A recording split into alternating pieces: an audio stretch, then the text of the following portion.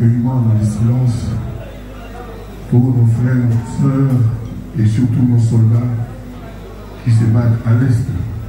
En tout cas, moi je demande au quartier latin d'observer une petite mélange de silence et d'avoir une pensée pour l'Est de notre pays.